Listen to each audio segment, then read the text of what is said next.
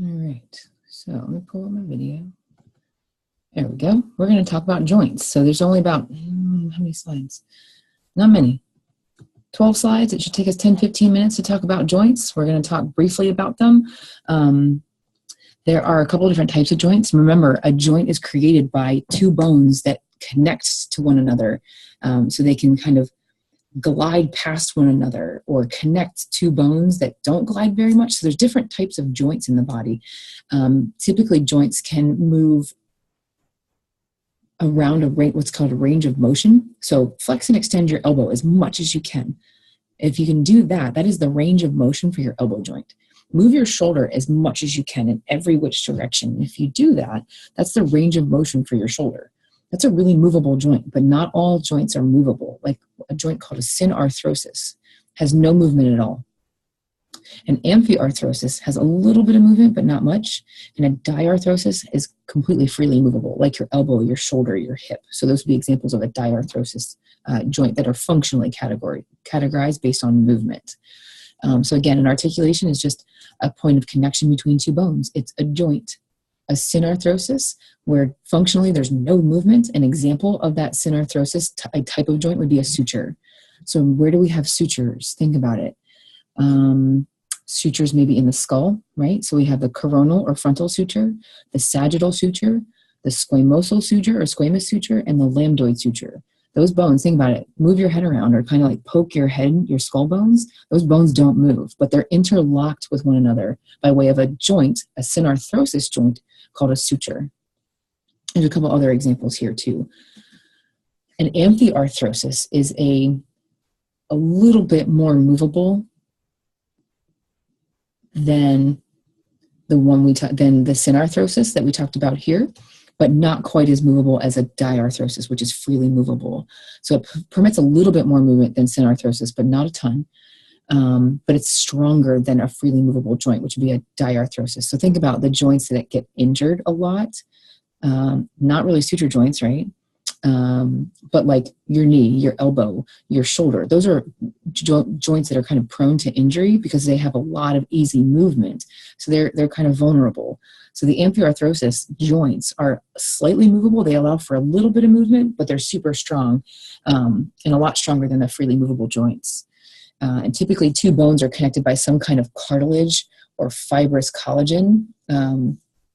Like, for example, the pubic bones. We talked about the pubic bones in the appendicular skeleton that connect right at your pelvis. There's a structure called the pubic symphysis. It's basically a thick layer of cartilage that connects the two pubic bones, one on the right side and one on the left side. That's a specific example of a cartilaginous amphiarthrosis joint, which is basically a symphysis. That pubic symphysis is a big thick layer of cartilage between those two pubic bones. And a diarthrosis is also called a synovial joint, or a specific example would be a synovial joint. It's freely movable. So your elbow, your shoulder, your hip, your knee, those are all synovial joints, that meaning that they've got fluid basically floating around in there.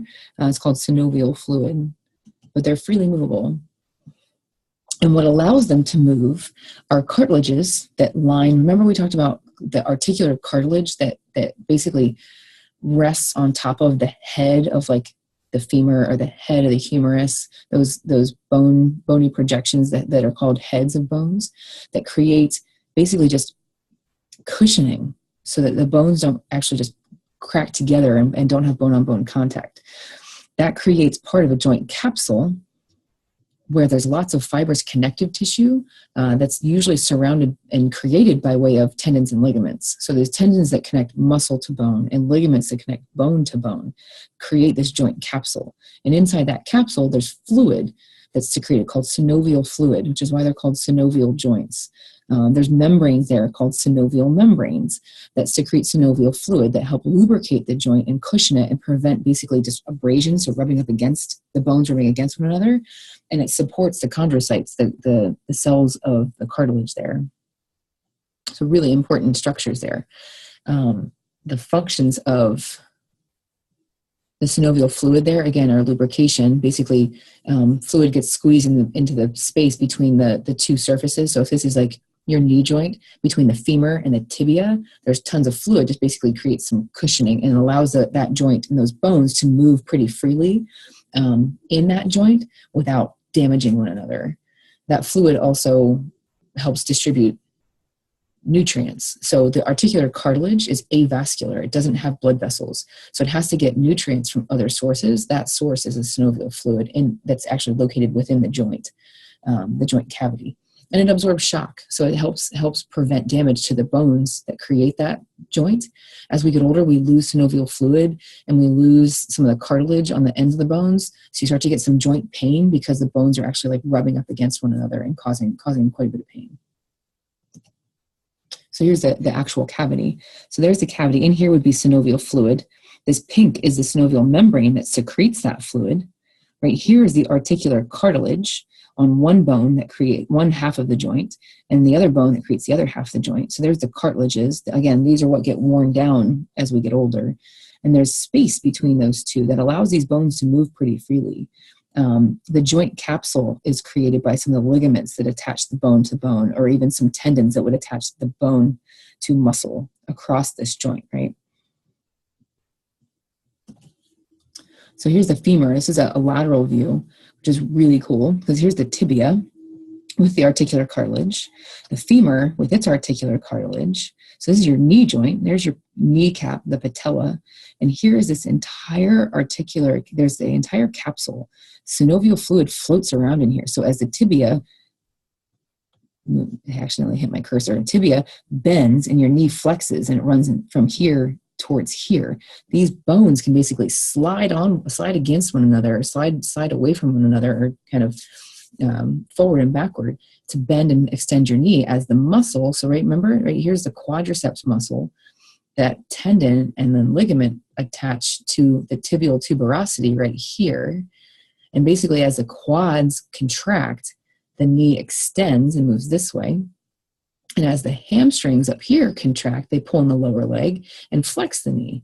So as this knee flexes and extends and flexes and extends, all of these structures in here basically protect the bones that make that joint and keep them safe and healthy.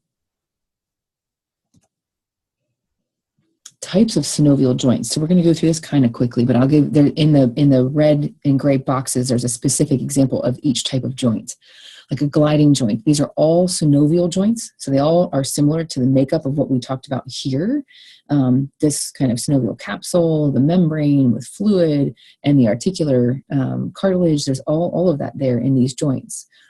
Gliding joints, but there's different types of them. So we have different types of movements, right? So you can flex and extend your elbow. There's a hinge joint there. It only allows movement in one plane. So flexing and extending. There's some joints that are pivot joints, like the atlas and the axis. So the atlas and the axis, what are these bones? Cervical vertebrae, right? The C1 atlas and the C2 axis. That allows for rotation. So you shaking your head, no. Gliding joints are the intercarpal joints. So think about where the carpals are located in your wrist. So there's joints between the carpal bones that glide a little bit. They don't really flex, extend, or rotate, anything like that, but they can move around a little bit. They can glide on a flat surface. There's a condylar synovial joint that allows movement in two planes. So flexion, extension, maybe adduction and abduction, like your radio, so the radius joint with the carpal joint. So that allows flexing and extending the wrist, and adducting and abducting the wrist. Saddle joints, think about sitting in a saddle on a horse, right? It allows you to kind of move forward and backwards, or to the left and to the right. There's carpo-metacarpal, so that where the carpals are located at your wrist and the metacarpals in your palm, you can kind of flex, extend, adduct, abduct those areas. There's movement in two planes, but the condylar processes don't allow for rotation. Same thing with the saddle. So you can't rotate. You can't kind of like spin these joints. They just flex, extend, adduct, abduct. And then a ball and socket joint is like your shoulder or your hip. So you can basically move in multiple directions. Flex, extend, adduct, abduct, internal, external rotation. You can kind of do a bunch of different movements that are summarized here on this slide. So we're not going to spend much time there because it's just a summary table to kind of help you study. but there's, yeah, so this is a really good table to have. So the gliding joints here: hinge, pivot, condylar, saddle, and ball and socket. This gives you specific examples here and kind of an idea of how these joints move. So there's a model of the joint motion: flexing and extending, rotation, atlas and axis. Here's how the scaphoid, the condylar joint would work between the radius and the carpal bones. And there's the carpal, metacarpal. So the carpal joints here to the metacarpals, how they would move. There's a saddle joint. And then ball and socket is basically pretty much all movements, right? Like circumduction is something we've talked about before.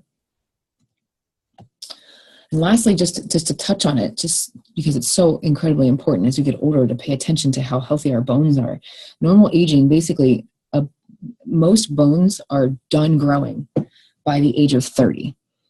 And that's different from bone to bone. So some bones will stop growing and can no longer get stronger at the age of 20, some 22, some 28.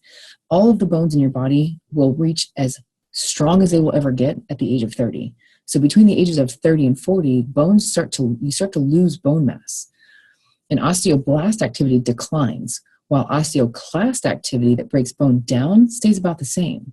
So if you have cells that aren't building bone as well, but the cells that are breaking bone down are working just as good as they were before, you start to lose bone. And in women, we can lose 8% of our skeletal mass in each decade after the age of 40. And men lose about 3%, which is a lot less, but that's mostly attributed to changes in menopause and sex hormones, like the loss of estrogen. And what can happen is osteoporosis. If you don't keep our bones strong and healthy. And how do we do that? By exercising, eating right, strength training, so weight training. The weight training is the only way to build bone mass. So if you haven't reached the age of 30 yet, get to the gym. If you have reached the age of 30, also get to the gym.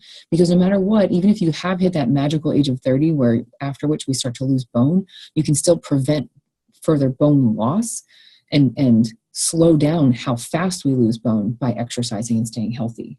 And if we don't, we could reach the point of osteoporosis even earlier, which can lead to fracture. And fracturing in the elderly can be really severe and even lead to death. And here's what happens. So here's normal spongy bone, right? So here's a good view of normal spongy bone. It's a scanning electron microscope view of spongy bone. Look at what happens in osteoporosis. Bones just become porous. Osteo is bone. Porosis is porous, right? So porous bone.